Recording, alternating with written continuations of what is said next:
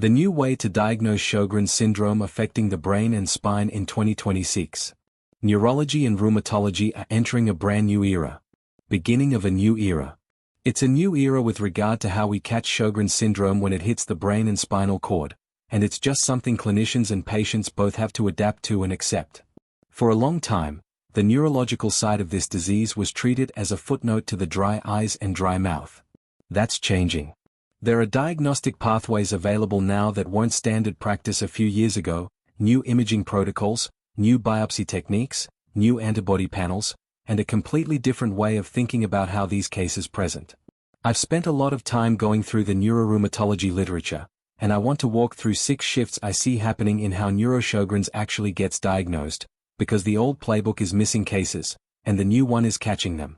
This is a long one, so stick with me, because by the end you'll understand why so many of these patients spend years bouncing between specialists before anyone puts the picture together. I built something specifically not for just tracking and doctor's appointment.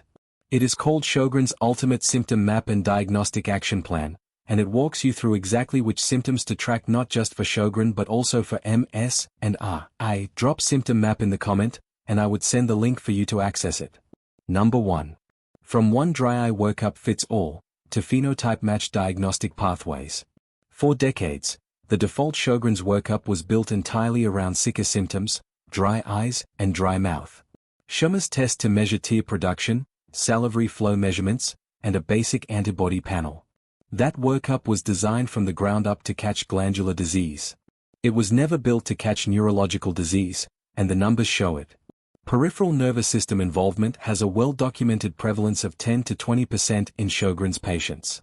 Central nervous system involvement is murkier, with estimates ranging anywhere from 8 to 40% depending on which population is studied, which criteria are used, and how aggressively clinicians go looking for it. That's an enormous range for something that should have a clear number attached to it, and the reason the range is so wide is that neurological involvement doesn't announce itself the way sicca symptoms do. Nobody walks into clinic saying, "My spinal cord feels inflamed." They walk in with back pain, or leg weakness, or brain fog, or a cranial nerve palsy, and the underlying Sjogren's gets found later, if it gets found at all. The fix that's gaining traction isn't a bigger, more generic panel of tests thrown at every patient.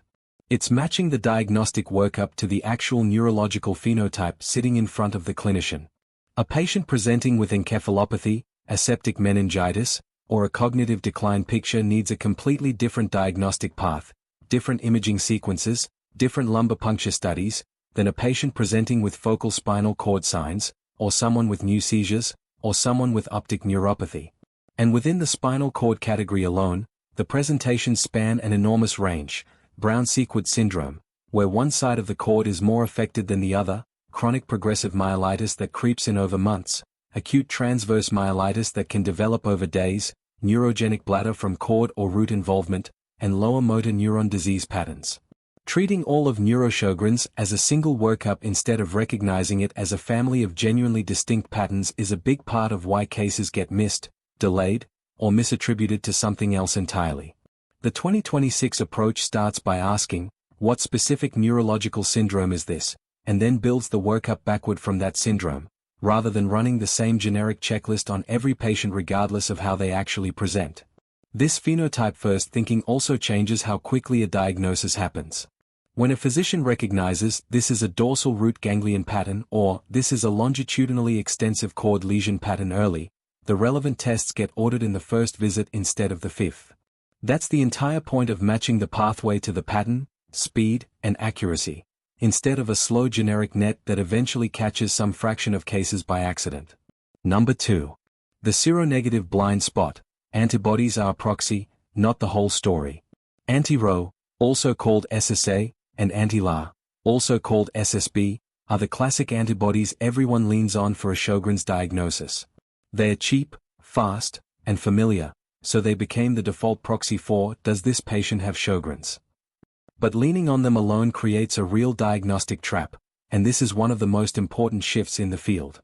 Patients with certain forms of neurological involvement, especially small fiber neuropathy and sensory ataxic ganglionopathy, frequently lack anti-SSA and anti-SSB antibodies entirely.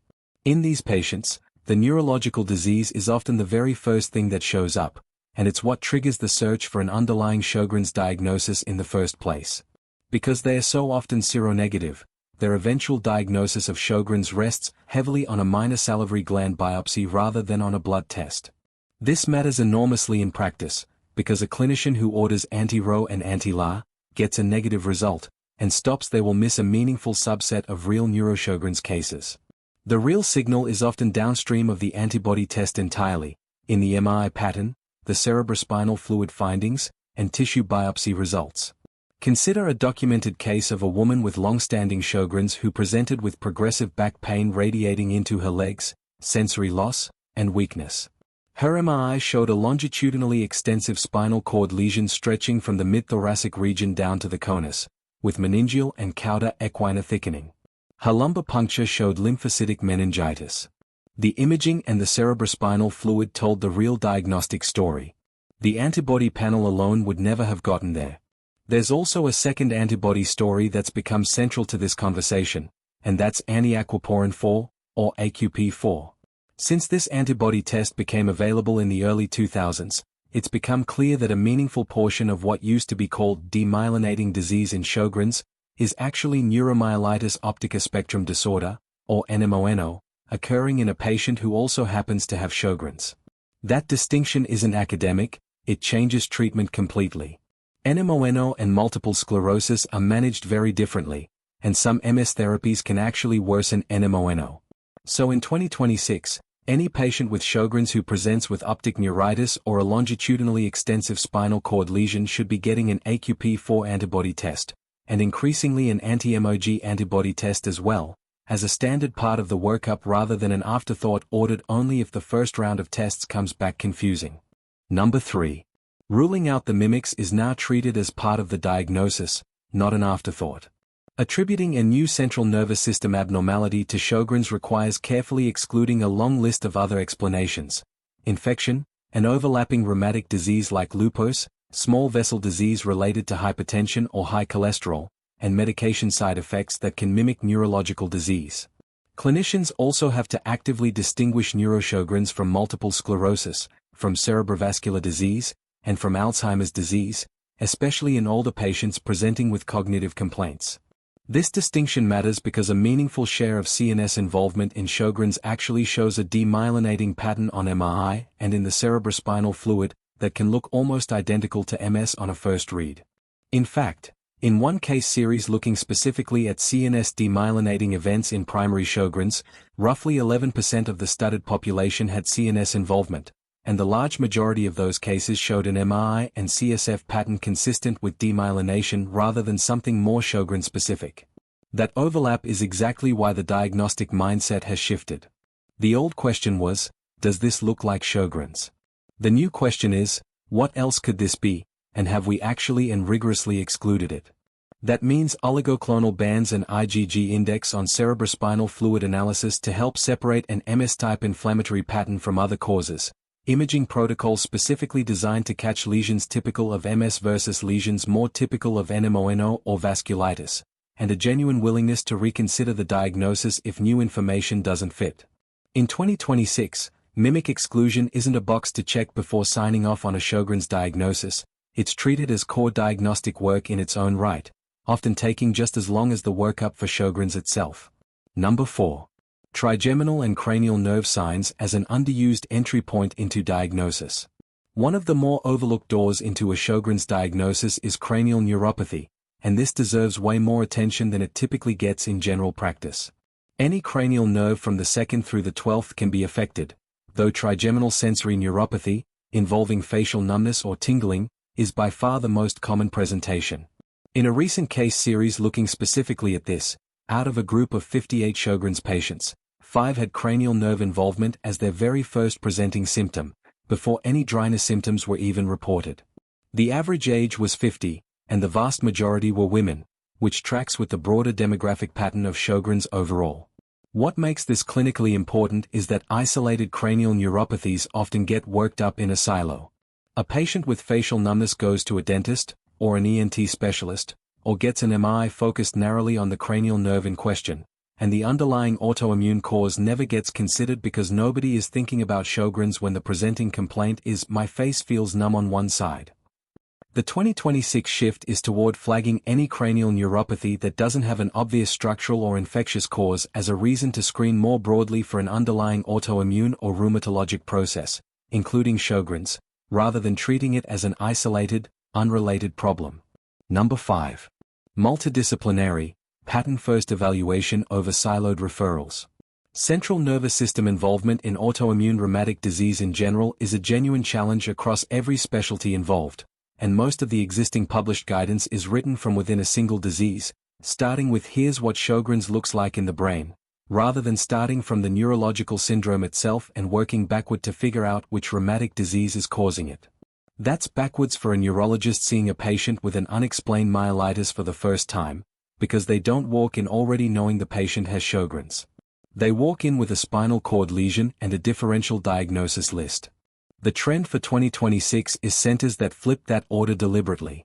Instead of a patient bouncing from a rheumatologist, to a neurologist, to an ophthalmologist, each running their own separate workup and comparing notes weeks later by fax or portal message, the more effective model starts from the neurological pattern itself: myelitis, cognitive decline, a peripheral neuropathy, demyelinating lesions on MRI, and pulls in rheumatology, neurology, and ophthalmology to read the same MRI, the same cerebrospinal fluid results, and the same biopsy findings together, in the same conversation.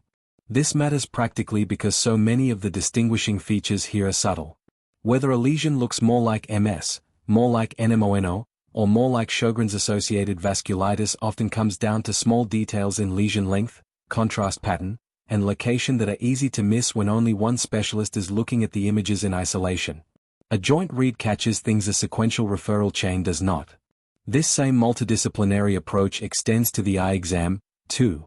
Because optic neuropathy and NMONO overlap so heavily with Sjogren's-related CNS disease, ophthalmology needs to be looped in early rather than after neurology has already reached its own conclusion. Visual field testing, optical coherence tomography to look at the retinal nerve fiber layer, and a dilated exam looking for optic disc changes are all part of a complete evaluation when there's any suspicion of optic nerve involvement, and none of that should wait for a separate referral cycle to happen. Number 6. Biopsy and biomarker findings are catching up to imaging, especially for the peripheral and small fiber side of the disease. Imaging alone often isn't specific enough to close the loop on a diagnosis.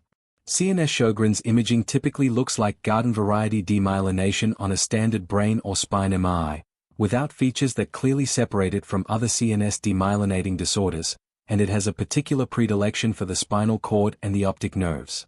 Because of that overlap, diagnosis is increasingly built by combining imaging with tissue and fluid evidence rather than leaning on a scan by itself.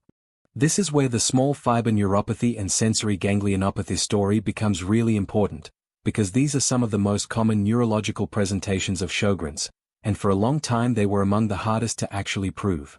Small fiber neuropathy primarily affects the thin, unmyelinated A delta and C fibers in peripheral nerves, and it produces intense burning sensations, dysesthesia, prickling, and allodynia, usually concentrated in the hands and feet. The problem is that these small fibers, less than about 5 to 7 micrometers in diameter, are invisible to standard nerve conduction studies and EMG, which are built to detect large fiber problems. That's exactly why so many of these patients used to get told their nerve testing was normal, and their pain was dismissed or attributed to something psychological. The diagnostic breakthrough here is the punch skin biopsy, which measures intraepidermal nerve fiber density directly. A reduced density confirms small fiber neuropathy with a level of reproducibility and validation that older tests like quantitative sensory testing or sural nerve biopsy simply don't match. In one prospective series of Sjogren's patients with small fiber neuropathy, skin biopsy showed low intraepidermal nerve fiber density in the large majority of those tested, and nearly half of these patients had their neuropathic pain begin before their sicker symptoms ever showed up, which again underlines why a workup that starts with "let's check for dry eyes" so often misses these cases at first pass. Related to this is sensory ganglionopathy, sometimes called sensory neuronopathy, which arises from lymphocytic infiltration of the dorsal root ganglia and posterior nerve roots rather than the peripheral nerve fibers themselves. This condition produces profound sensory ataxia, a loss of the position sense that lets you know where your limbs are without looking at them, and significant impairment of coordinated movement, typically without any weakness. Over time it can progress to an unsteady gait and, in severe cases, real immobility. Because this is a root and ganglion problem rather than a distal nerve problem, it doesn't always announce itself in a length-dependent, stocking glove pattern the way typical peripheral neuropathies do, which throws off a clinician who's only looking for the classic pattern. A useful diagnostic technique here is comparing intraepidermal nerve fiber density at the proximal thigh versus the distal leg. A pattern where the proximal site is more affected than the distal site points toward dorsal root ganglion degeneration rather than a simple axonal, length-dependent process, and that distinction changes how the case gets framed and worked up going forward. High-resolution MR neurography, a specialized imaging protocol that can visualize the dorsal root ganglia directly, has also emerged as a way to detect ganglionitis that biopsy alone might not fully capture, particularly in patients whose skin biopsy results look ambiguous or don't fully match their clinical picture. Autonomic involvement rounds out this picture and deserves its own mention, because it's commonly linked to the same ganglion and small fiber pathology. Symptoms include lightheadedness on standing from orthostatic hypotension, abnormal sweating patterns, either reduced or paradoxically increased, tachycardia, and a sense of fullness after eating only small amounts of food from impaired gastric motility. Formal autonomic testing, things like tilt table testing, sympathetic skin response, and thermal quantitative sensory testing, is increasingly used alongside skin biopsy to build a complete picture of small fiber and autonomic nerve involvement rather than relying on symptoms alone. Underlying a lot of this is an evolving understanding of the biology driving the damage. Research into cerebrospinal fluid biomarkers of neuroinflammation is helping add objective evidence when imaging alone stays ambiguous. Elevated cerebrospinal fluid S100B, a marker released by activated astrocytes, has been reported in Sjogrens patients with neuropsychiatric involvement, and there's growing interest in pro-inflammatory cytokines circulating in blood and detected in skin biopsy tissue in patients with small fiber neuropathy, though none of these are yet specific enough to stand alone as a diagnostic test. They are additive pieces of evidence, not replacements for the imaging and biopsy work already described. The bottom line: Sjogrens is underrecognized because it doesn't announce itself as one disease. It shows up as a myelitis case, a cranial nerve case, a cognitive decline case, an unexplained burning pain in the feet that nerve conduction studies say is normal, an unsteady gait with no obvious weakness, or a possible MS case that turns out not to be MS at all once the AQP4 antibody comes back positive. The 2026 approach across all of these presentations is consistent. Work backward from the specific neurological pattern rather than starting from a generic sicker-focus checklist. Treat antibodies as one useful data point rather than the entire answer. Actively and rigorously rule out mimics like MS and NMONO. Bring rheumatology, neurology, and ophthalmology into the same conversation early rather than late, and lean on the newer tissue-level tools, skin biopsy for small fiber density, minor salivary gland biopsy for seronegative patients, MR neurography for dorsal root ganglion involvement, when imaging alone leaves the picture unclear. If any of this resonates with symptoms you or someone you know is experiencing, the right next step is an evaluation with a rheumatologist and a neurologist, ideally working together rather than in sequence. This overview is meant to inform that conversation and help you ask sharper questions in the room, not to replace the evaluation itself.